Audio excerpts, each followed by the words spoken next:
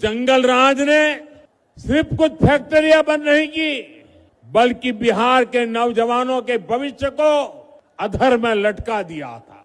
बरौनी, बेगूसराय को एक सदी पीछे धकेल दिया।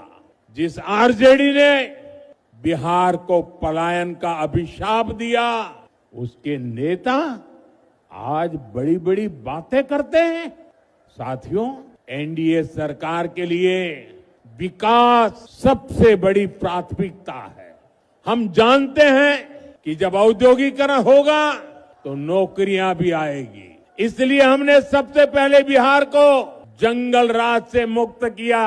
जब बिहार में कानून का राज लौटा तो उद्योगों के लिए भी माहौल बना। 2014 में डबल इंजन की सरकार बनने के बाद इसे और गति मिली।